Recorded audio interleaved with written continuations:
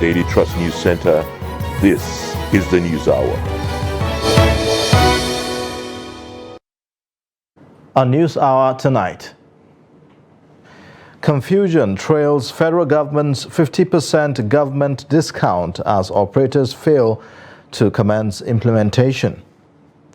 Supreme Court reserves judgment in Kano governorship appeal hearing. Police reaffirm commitment to peace. Port Harcourt refinery set to commence production as NNPCL test runs facility. On the foreign scene, UN calls for inquiry into allegations of Israeli war crimes in Gaza. Hello and welcome to the News Hour on Trust TV. I am Ayuba Ilya. Thanks for joining. We begin with the government's promise following the declaration of a transport fare subsidy to placate Nigerians embarking on holiday travels by the federal government. The implementation of the directive has left much to be desired. In the Federal Capital Territory, free train services are in full effect as promised by the government, but interstate bus operators are yet to comply with the 50% discount for travelers. Abdurrahman Umar has more.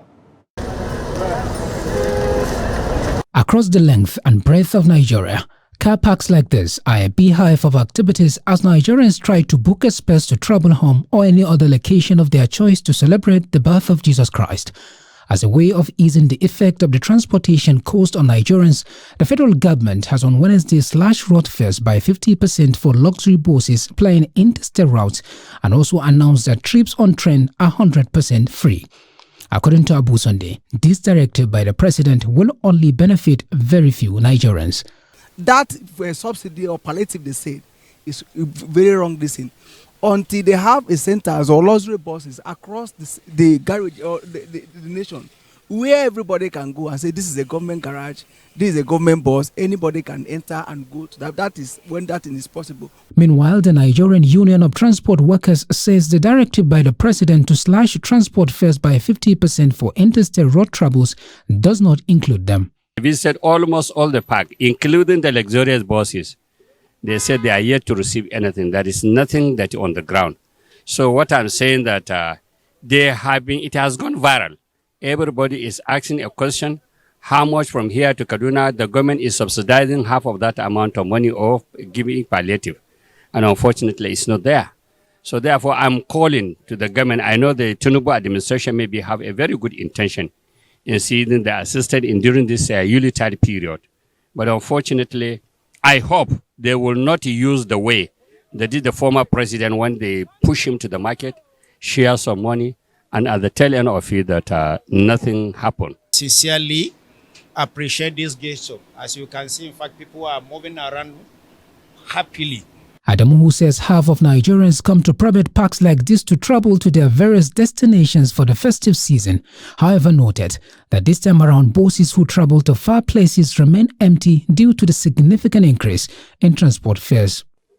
80% of the commuters, they rely on this public transport, not on the organized this one.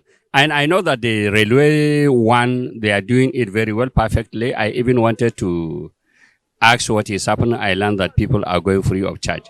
So therefore, the palliative is just on the book, just on the agenda, and I don't know how they are going to implement it. At the Abuja-Kaduna train station, operators of the station who pleaded anonymity affirmed that President Bola Tinubu's directive was being implemented as the service were being rendered free. Glory to Almighty God that the President has already made it possible for people to travel free on board with the Nigerian Railway Corporations. It's a welcome development, and Railway have already keyed into that, and everything is now set and it's ongoing now. He however added that they will not allow any person to board the train without ticket. But however, that does not exonerate them from processing their ticket online. We on our own, we have a process in the railways. You have to process your ticket either on counter or on table. But in this particular time of free movement, we don't sell tickets at the counter again. It's only online. You process your ticket online. Underline that statement, online. God is good, mothers, is one of the 5 road transport companies enlisted for the 50% road trip slash, says they will begin compliance as soon as possible. Others captured include Chisco Transport, Young Shall Grow, God Bless Ezenwata, and Area Motors. Abdurrahman Umar, Trust TV News, Abuja.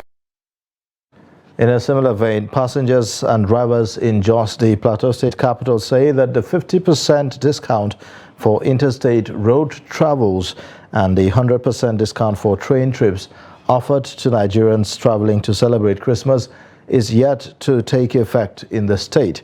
The Minister of Solid Minerals, Dele Alake, had on Wednesday announced plans by the government to commence a 50% rebate on interstate travel and free train rides from December 21 to the 4th of January of next year. Ado Musa has a situation report from Jos. While some passengers at the Plateau Rider Motor Park say they were not aware of the federal government's pronouncement regarding the discount, others say they were aware of the development. According to the passengers, the 50% discount has not been implemented as they pay their normal transport fare, adding that some reported paying higher than what they used to pay. Only we pay the transport, how the fuel is high, according to the drivers are talking about. So we paid more than what we are expecting to pay by this time around. In those days, we are paying about 6,500 or 7,000, but today we paid about 8,500, and some paid even 9,000, and some even 10. So this is how we are suffering here in Nigeria. I'm a passenger, and from what the federal government said yesterday, it hasn't been implemented. The slash of transport fare hasn't been implemented. We're still paying the same fare. It stands now, it has not been implemented because so formerly 6,000 and we still paid 6,000. So it has not been implemented. And yes, the companies, some of them are not even aware because the news has not even gotten to them. Some of them are not aware. So I don't think there's any possibility for it to just happen like that. Yes, I'm a driver, but if the federal government they are going to say that, they should reduce the fuel, because how much is the pump price now? Because we're still buying at the 6 something, 7 something. So how do we reduce the transport fare without reducing the fuel pump price? So that's the issue. So if people can complain about that, the federal government is to look into the fuel issue. Robert Kwap is the terminal officer at the Plateau Express Motor Park. He speaks on why the directive has not yet been implemented. I received that news with a great pleasure. We are equally happy about that. But one fact still remains. The corresponding implementive support from the federal government to the state government down to the transport organization has not come. And operating at half cost, putting into consideration the amount which we use in fueling the vehicle. Definitely, if it is implemented now as it is, we can never take our passengers to their destinations with what we have on ground. On Thursday, some passengers started coming with half of their transport fares, believing that the 50% discount has been implemented, but had to revert to old fares when they realized the directive was yet to be implemented. Ado Musa, Trust TV News, Jos. In the meantime, 24 hours after the pronouncement of the federal government of a nationwide travel subsidy, there is partial compliance across some states as travelers embark on journeys for the holiday season. In Owerri, Imo State, the compliance level is uncertain as some passengers allude to a slight change in transport fare. Earlier, we spoke to Trust TV's Ajibade Praise. He gives an update on the situation. Earlier, I visited about 2 of the 5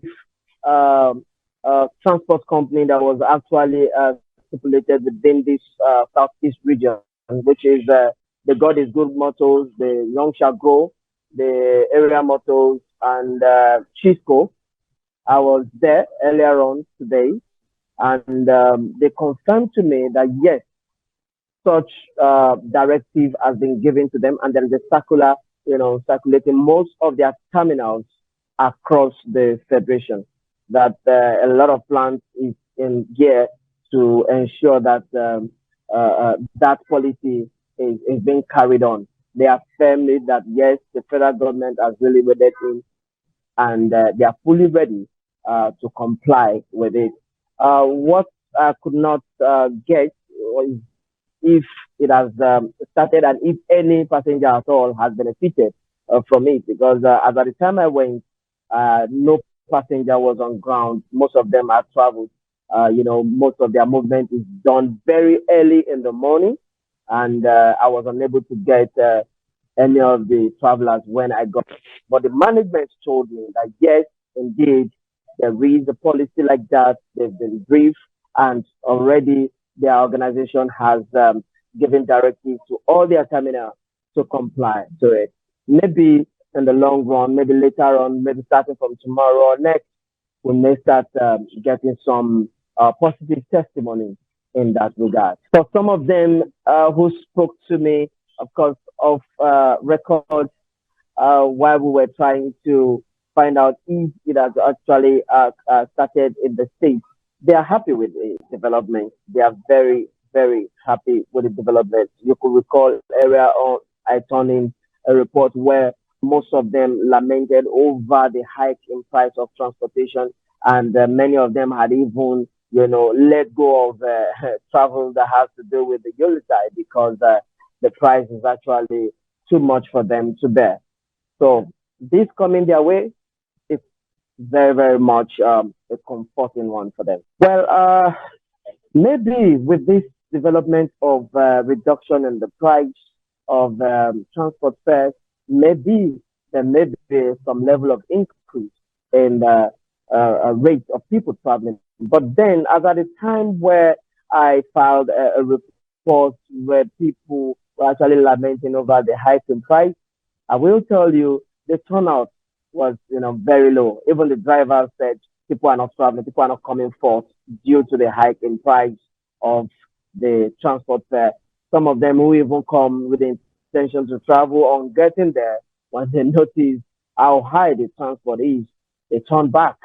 And well, that has been the case. I don't think there are much of them traveling in the state, as it were. Most of the places I visited, compared to previous years, I will tell you there is a very, very low turnout in numbers of persons traveling. And away from that, Supreme Court has Thursday reserved judgment in an appeal filed by the Kwara State Governor, Abba Kabir Yusuf, against Court of Appeal verdict that nullified his election. Trust TV's Shafiu Suleiman reports. The ongoing legal battle for the top job in Kano has entered its last lap as parties in the appeal before the justices of the Supreme Court argued for and against their submissions to prove their case. The appellant, Abba Kabir, wants the Supreme Court to set aside verdict of the appeal court, which affirmed his earlier sack by the State Election Petition Tribunal. Well, there was only two arguments that were in the appeal. The issue of membership of of our candidates, that is the engineer Abba Kabir Yusuf, which was a settled principle of law. This Supreme Court has settled it. The issue of membership is non-justiciable, is no-go area, is an issue that has to do with the party. There are 9 appeals filed in this appeal. Of course, the Supreme Court collapsed all the appeals into one. That is the one filed by Abba Kabir Yusuf, the candidate. And that appeal was taken. All the other appeals will abide. Arguments were canvassed, briefs were adopted, and the judgment has been reserved by the Supreme Court. The Apex Court will also deliver a verdict regarding the controversy around the discrepancies in the appeal court's certified true copy of the judgment. The Supreme Court has, in a similar circumstance, reserved judgment in the Bauchi State governorship election dispute between Senator Bala Mohammed of the PDP and his APC counterpart, Air Marshal Sadiq Abubakar. Shafiu Suleiman, Trust TV News, Abuja. Meanwhile, as Kano State awaits the verdict of the ongoing legal battle between Governor Abba Kabir of the NNPP and APC's Nasiru Gauna, the political tensions in the state remain charged despite stakeholders signing a peace accord just weeks ago. The Kano State Police Command is again restating its commitment to preventing the breakdown of law and order as it embarks on a show of force to deter criminal elements from destabilizing the polity. Idris Jibrin reports.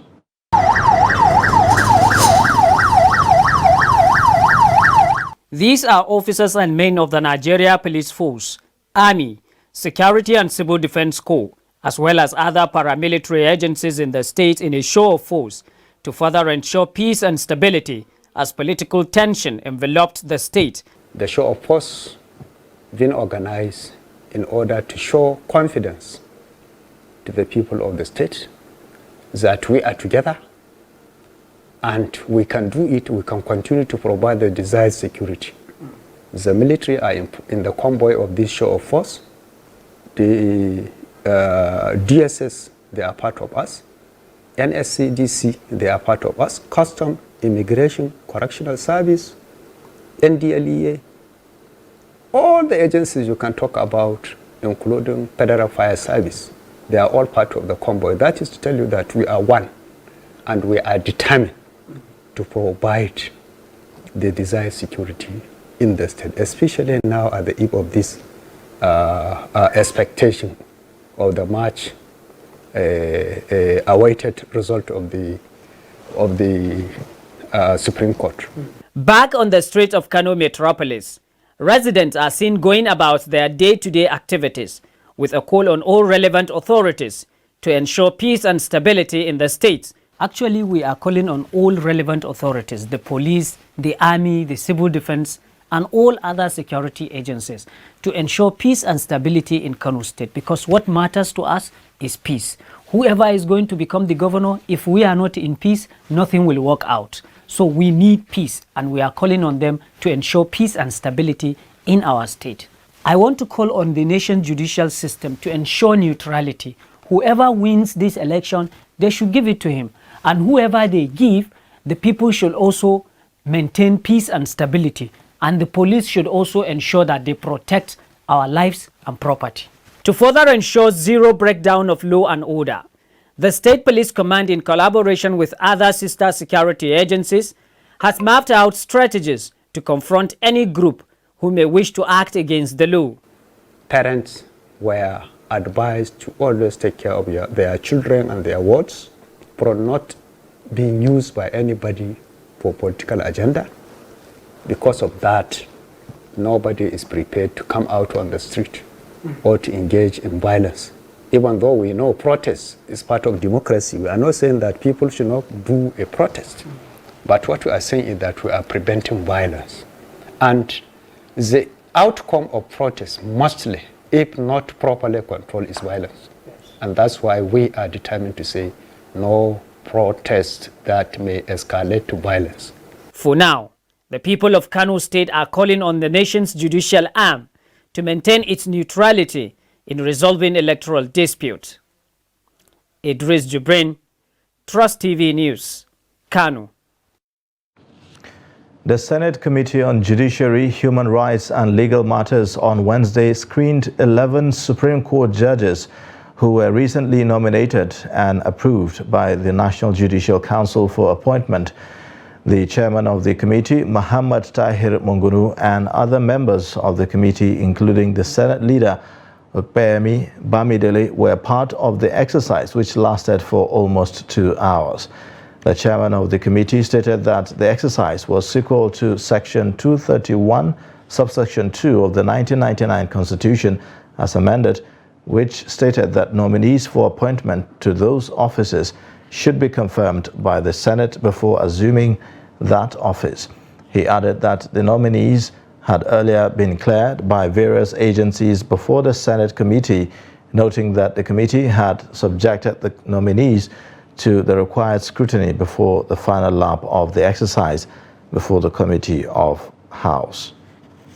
In aspirations of Nigerians that are clamoring for the legislature to jealously guard and protect the independence of the judiciary by ensuring that their welfare is adequately provided for, that they should insulate the judiciary from a scenario whereby they go cap in hand to the executive begging for funds to operate. These nominees were thoroughly screened and vetted by some statutory bodies like the Federal Judicial Service Commission, the National Judicial Council, and they were also subjected to vetting and rigorous screening by various security agencies before their nomination by Mr. President. Following Trust TV's investigations on kidney racketeering, the federal government said kidney traffickers will face the full wrath of the law.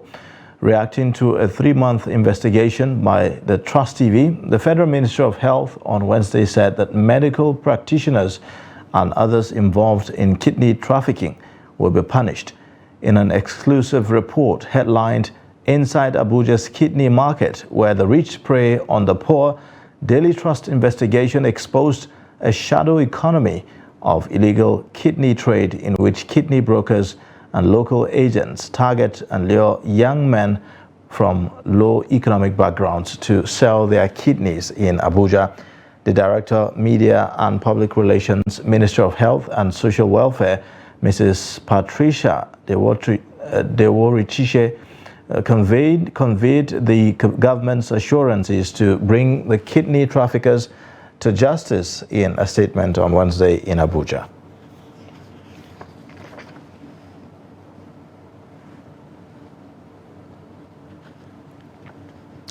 Now, respite came the way of residents of Ilesha in Osun State on Wednesday when some notorious suspected cultists in the town were arrested. The suspects were apprehended by operatives of the Western Nigeria Security Network, codenamed Amotekun Corps.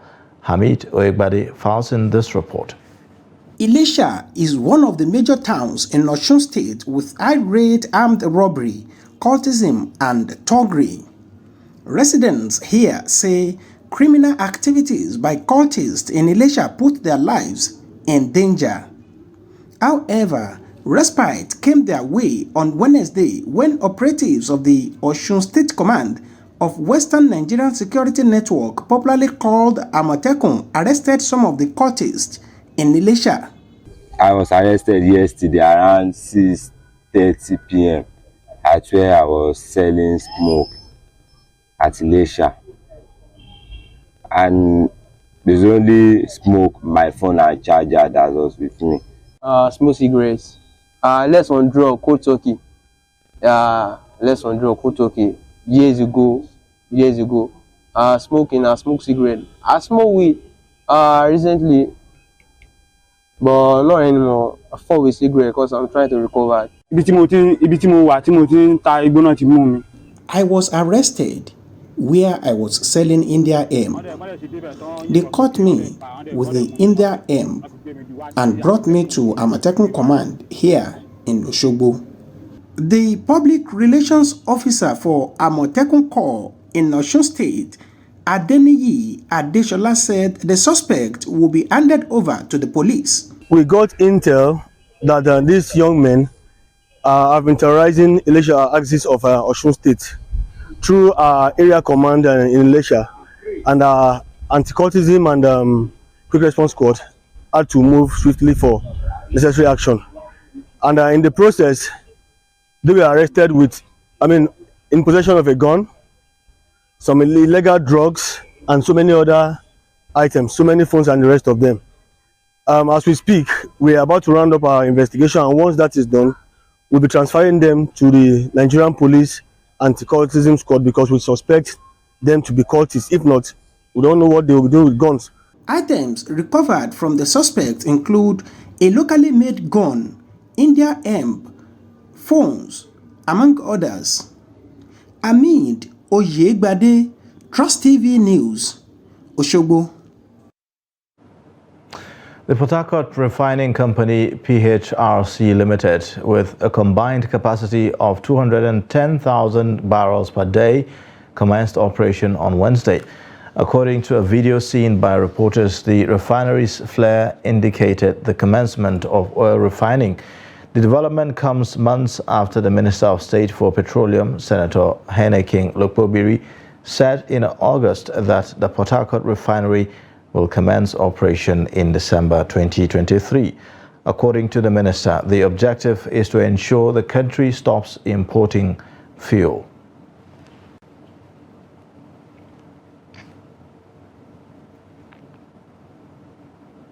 Now joining us via phone is Aliyu, an economist, to talk some more and give us some perspectives to this story. Thank you so much for joining us on the News Hour tonight. Thank you very much. Good evening, Nigeria. All right. Now, looking at the production capacity of our refineries, is this development going to significantly solve the equation of supply for PMS? How far-reaching do you see this going? It's a welcome development, despite the fact that for a very long period we have been expecting refining production to continue as usual in this economy. However, 210,000 barrels per day is very significant. That what we are hoping is to have an additional production that we are expecting to come from the brand new Dangote refinery, which has the capacity of 650,000 capacity, which are already over 300,000 is promised for the Nigerian market. And not only we are happy, we are hoping that we will continue to hear good news from the oil, from the production, and not only from the production, but for the supplies in our domestic economy, especially from the production zone. Well, ultimately, many Nigerians will be looking forward to a reduction in the price of PMS. Do you see the coming of the Dangote refinery and also the Port Harcourt refinery resulting in some sort of reduction in the price? That one is government policy. You know, when you take deliberate policy to reduce pump price, it's going to work. And you can see what Mr. President did this week by reducing even the transport costs of certain categories of transporters.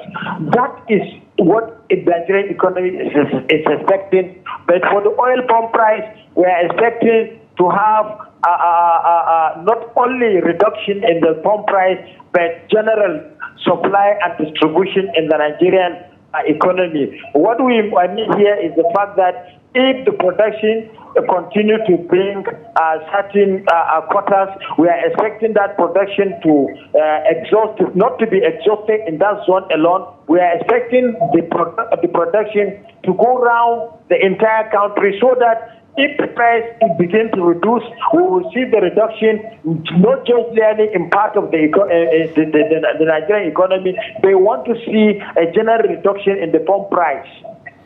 What other policies do you think that the government should put in place to complement some of this effort at revamping the refineries in the country? We are expecting you know, the production zone that is from Port Harcourt is not a single refinery. We have two refineries there, and we also have a refinery in Warri. That is also an additional advantage. So if we can start to have production from that zone, then we are expecting new NNPC to now engage NNPC stakeholders to start lifting the product, not only lifting the product, but distributing it at a good time. And we also expect good transparent policy from the NNPC in trying to add to the revenue of the state by reducing the amount of resources that we normally spend while importing PMS from other economies. All right. Thank you so much, Aliyu, economist. Thank you for joining and sharing your perspectives. Thank you very much and congratulations, Nigeria. All right. You're watching the News Hour on Trust TV. Coming up shortly. Lagosians agonize over rising price of commodities ahead of Christmas celebration. Join us again for more details. It's time to jackpot for more fun. This season, there are loads of exciting content. Enjoy all the drama, intrigue, suspense, and romance in a wide range of telenovela series, Nollywood movies, Bollywood, kiddies program, and introducing our new kiddies channel, Boing. After 5 years of waiting, the Nigeria Premier Football League is finally back, live and exclusively on Star Times. Enjoy more this season with our jackpot promo. Recharge 2 months on Classic or Super Bouquet and get 14 days free, or recharge 2 months and get upgraded to a higher bouquet. Wow! Recharge now and jackpot for more fun and stand a chance to win Sundial TV and other fantastic gifts. Offer runs till January 20, 2024. Terms and conditions apply. Star Times. Entertain your family.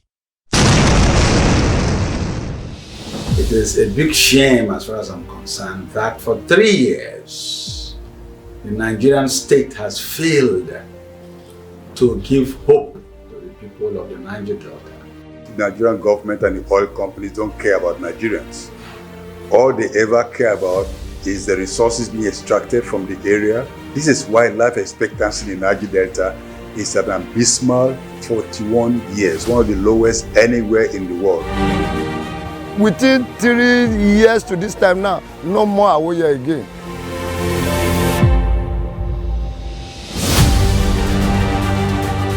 The roof will be too born. Before when they come for this Awoye, they come and sorrow. They say they will sell copying. You don't know where the fire they come from down. For instance, how the fire they come from. No. You make the question, they no fit question. So when you have consistent burning of hydrocarbon, like the one happening in the Ororo oil field, oil well, when you have that, it means that the people who are predominantly fisher folk and farmers can no longer carry out their trade. The voices of those people needs to be heard. Make the government help we.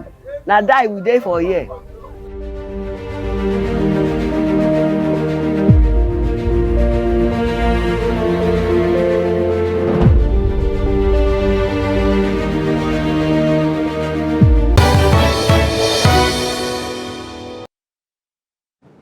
Thanks for staying with us. You're watching the News Hour on Trust TV. Here's a reminder of our main stories. Confusion trails federal government's 50% government discount as operators fail to commence implementation. Plus, Supreme Court reserves judgment in Kano governorship appeal hearing. Police reaffirm commitment to peace. In other news, Governor Hope Uzodima's convoy was on Thursday involved in a fatal accident along Owerri-Onitsha Road, with 3 security personnel feared dead. Reports say that the incident occurred when the 2 front tires of the armored personnel carrier in the governor's convoy suddenly pulled off, with the driver losing control of the APC, which tumbled severely and left the occupants with severe injuries. The Imo governor was said to be returning from a function. The governor's vehicle was not affected and he has since returned home safely. The senior police officer who spoke on condition of anonymity said that only the APC was involved in the accident, adding that casualties have not yet been established. Residents of Owerri, the Imo state capital, have decried the surge in the price of livestock, especially chicken, as the world counts down to the 2023 Christmas and New Year celebrations. Trust TV's Ajibade Praise was at the livestock section of the popular relief market in Owerri and filed in this report. Presently, I am at relief market, just by the livestock section. It's more like a tradition. Every home who celebrates the Christmas must at least kill a chicken.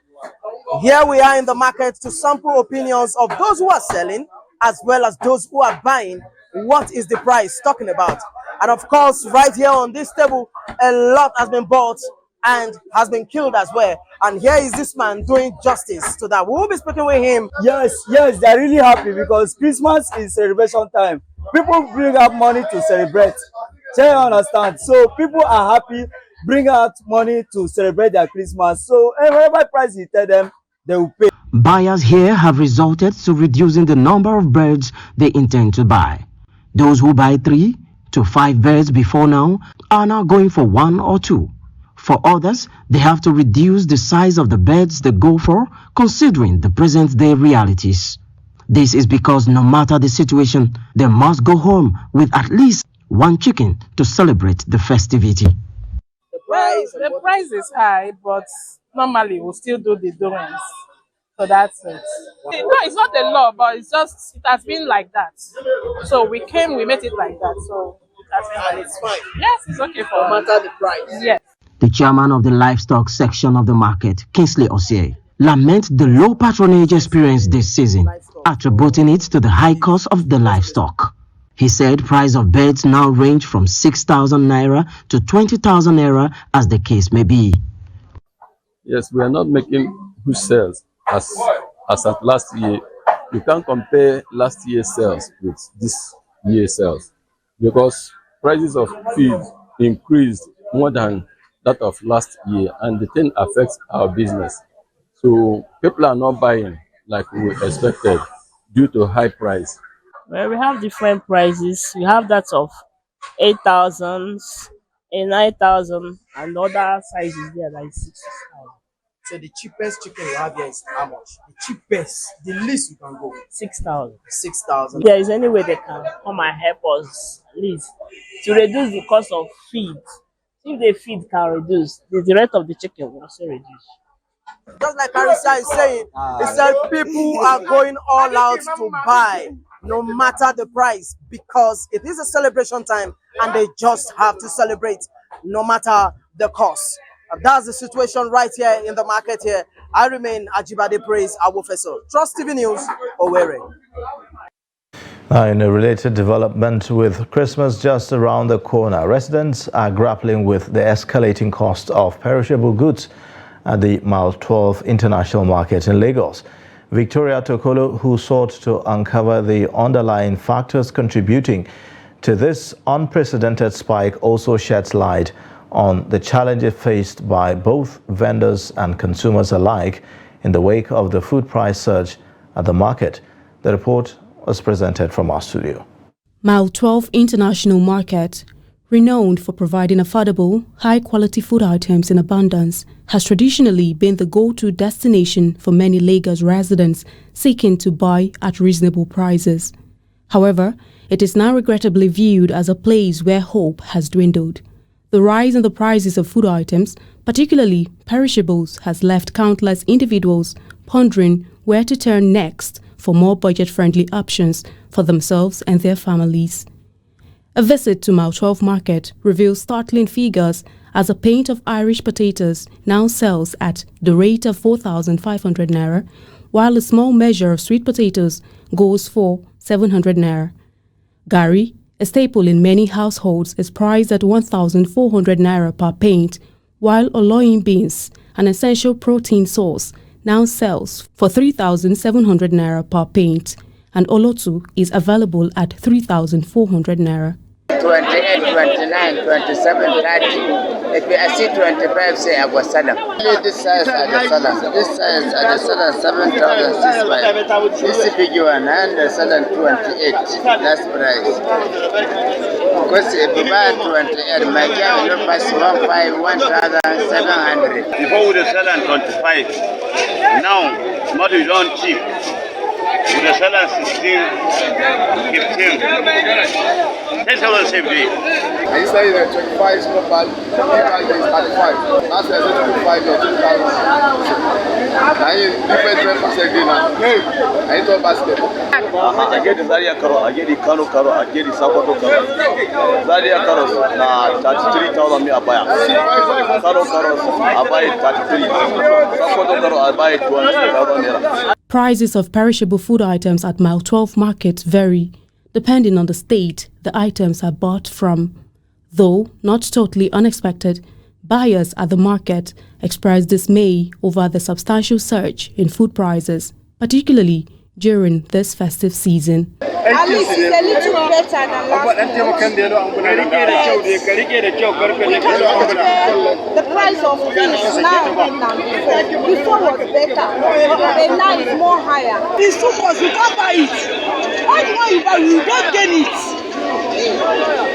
They say it's petrol. We don't get anything inside the market. All the whole market is very, very costly. Why?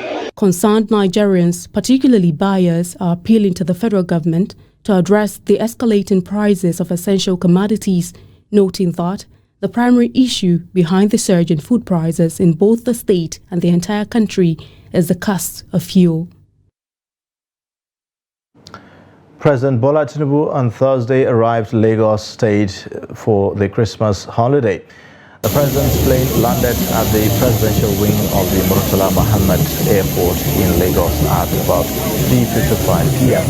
President Tinubu, who was received at the airport by Lagos State Governor Babangida, members of his cabinet and a crowd of supporters boarded a chopper to Jordan Barracks in Ikoyi.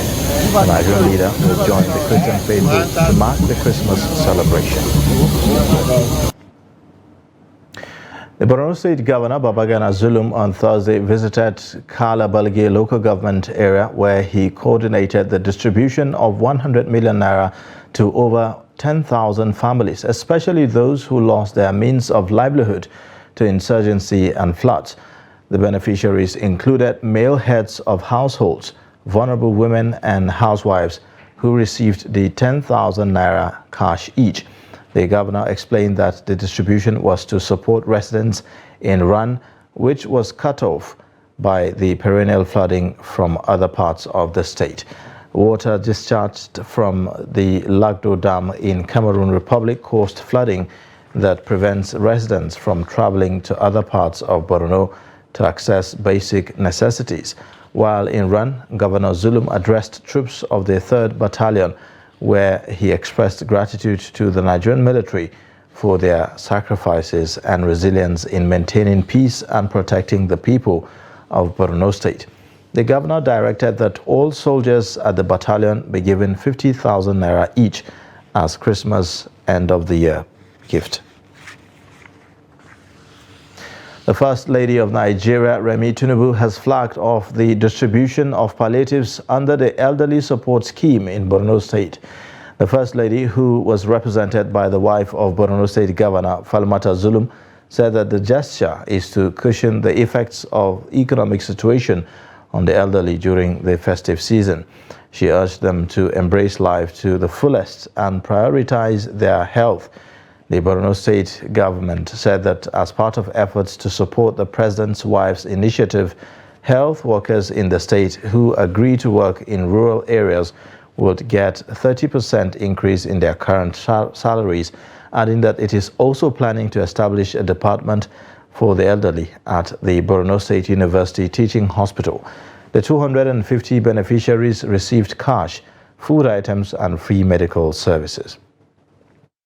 We are committed to ensuring that each state receives this gesture without discrimination. As we approach the festive season, it becomes very important to emphasize the significance of prioritizing our elderly citizens in our initiatives. By reaching out to the elderly this festive period, we not only honor their contributions, but also acknowledge unique encounters they face. For here in Borno State, they are picked from the various local government areas. All the 27 local government chairmen sent in list of elders from their LGAs, and then we also have associations of the elderly people that are well captured in the intervention support. Corruption has been described as one of the major challenges of growth and reforms that must be collectively fought by government at all levels in the country. The Minister of Justice and Attorney General of the Federation, Lateef Fagbemi, stated this at an official commissioning ceremony of EFCC complex in Ilorin, Kwara State, where the EFCC boss assured of the readiness of the agency to tackle and fight illegal miners across the country. The report. The Ilorin Zonal Office of the Economic and Financial Crimes Commission covers Kwara, Kogi and Ekiti State and has been operating a rented apartment before now.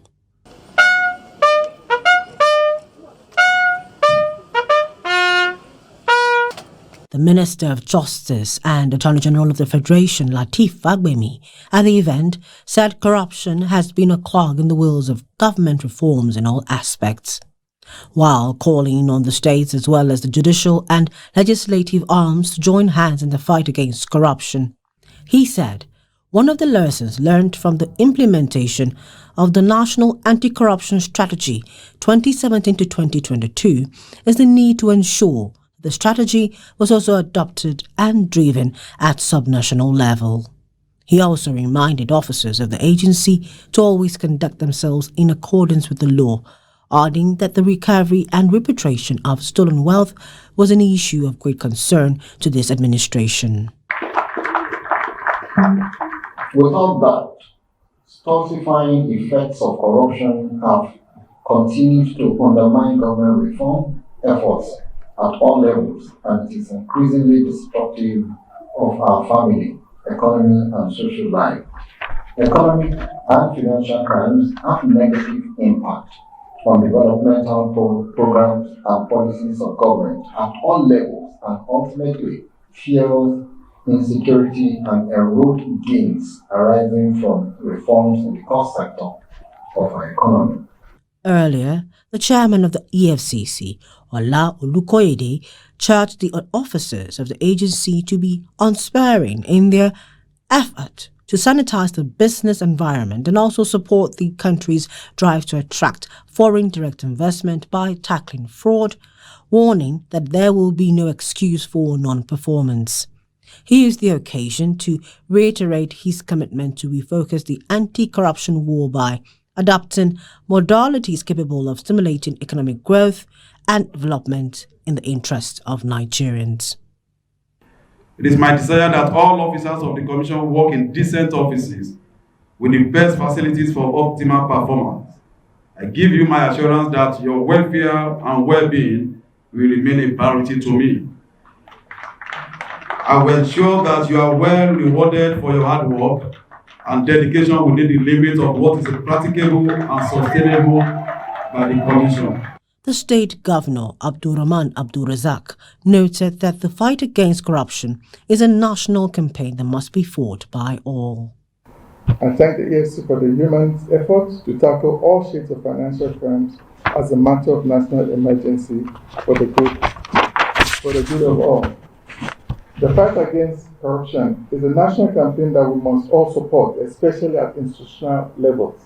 Last week, our administration organized a 3-day intensive training on compliance and anti-corruption practices, policies. The newly commissioned office complex, apart from providing office accommodation for all categories of staff, also has a purpose-built interrogation rooms and holding facility for suspects.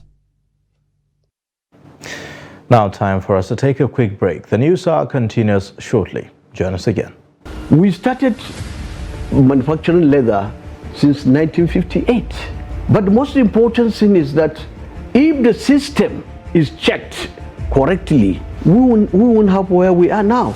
If somebody has depression, they may just be very irritable and unproductive in the office. So you find on average already about 1 in 4, 1 in 5 Nigerians already have a mental illness, a mental health condition that needs some form of attention.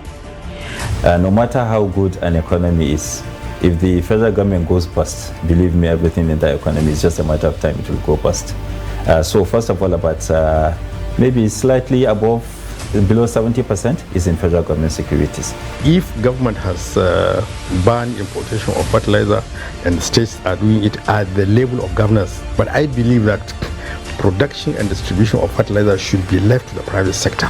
This is the general multi-purpose card and it has a chip here. So this chip is about 80 kilobytes. The one that you get from the bank for ATM is just 4 kilobytes. So this is like 20 times.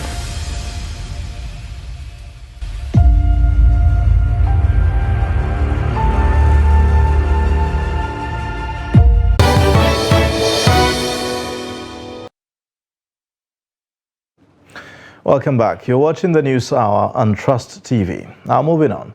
The National Bureau of Statistics has stated that Nigeria's unemployment rate has risen to 4.2% in the second quarter of 2023. In a report released on Thursday, the NBS said that the figure was a marginal increase of 0.1% from 4.1% recorded in the first quarter of 2023. The report stated that 80.4% of Nigeria's labor force in the working age population participated in the survey. It stated that unemployment rate by sex among men was 3.5% and among women was 5.9%. On the foreign scene, a London court has quashed an $11 billion damage bill against Nigeria lodged by Process and Industrial Development Limited gas company. The bill charge was brought against Nigeria for a collapsed gas processing project in Cross River, Nigeria. According to Reuters, the court ruled that the gas processing project was procured with a bribe paid to Nigeria Oil Ministry officials. In the judgment, Judge Robin Knowles pointed out that P&ID did not disclose the bribery when it proceeded to arbitration against Nigeria. In a subsequent judgment issued on Thursday, he therefore declared that the damages should be nullified without delay, dismissing P&ID claim to return the case to arbitration. The Organization of Petroleum Exporting Countries, OPEC, has announced that Angola, the continent's second largest producer of crude oil, is quitting.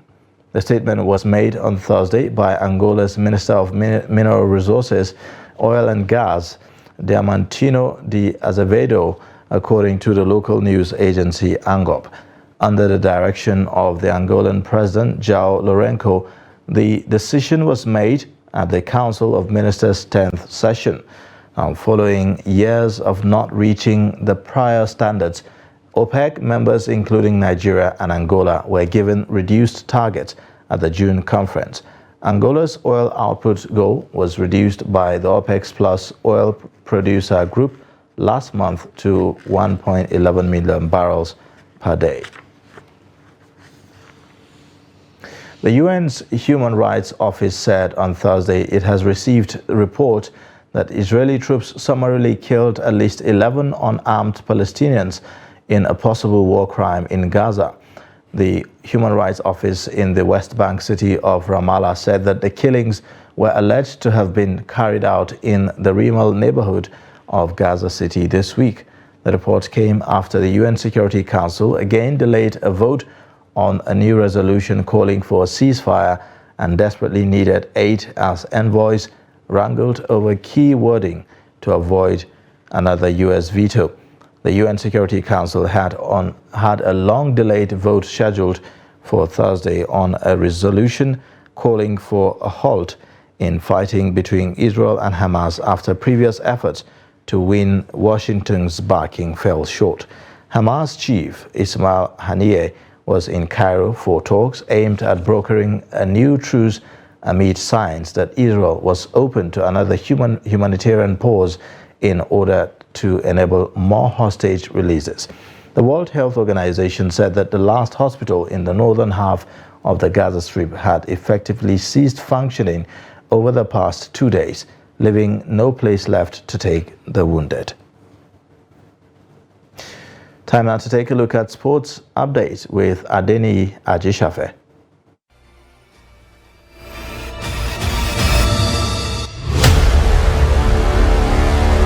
Nigerian wrestling sensation Odunayo Adekure has set her eyes on the podium finish in the 2024 Paralympic Games. The Ondo State-born wrestler is hoping to get into the medal zone at the Olympics. Adekure picked the qualification ticket, winning a bronze medal in the women's 57kg event in wrestling championship in Belgrade, Serbia in September.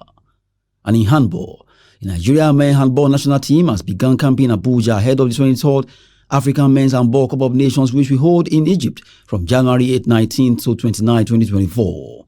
The Golden Arrows, who are grouped alongside 10-time champion Tunisia, Angola and Kenya, will play in Group D with the hope of qualifying for the World Handball Championship in 2025, scheduled to hold in Croatia, Denmark and Norway, and for 2024 Olympics in Paris. Top of the link is Franklin Granola of Spain player Yusuf Farouk and Captain Obinani of Zenit St. Petersburg of Russia, as well as Niger United centre-back Yazid Kazim and Nas Mohammed, among others. Nigeria will begin a campaign in the Nations Cup against Angola on 17 January 2024. The Golden Arrows will be making their 15th appearance at the Nations Cup. Their best tournament was in South Africa in 1998, where they finished 4th. And in football, Nigerian Super Eagles remain unmoved in the latest FIFA ranking. Super Eagles failed to secure victory in the 2 World Cup qualifiers played in November against Lesotho and Zimbabwe. The 3-time African champions have 1,447.44 points to stay 42nd in the world and 6th in Africa. Morocco remained the best-ranked African team and are 13th in the world ahead of the Teranga Lions of Senegal. That's Sport News. I'm Adeni Ajishafe.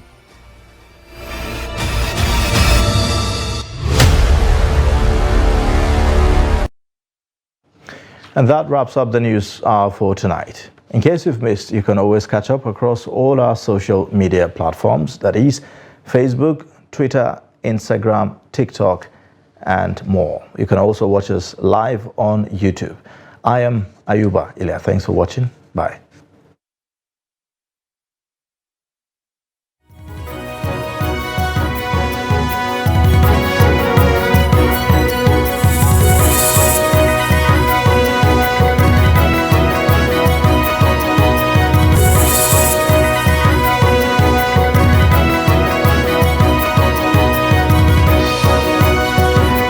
From the Daily Trust News Center, this is the News Hour.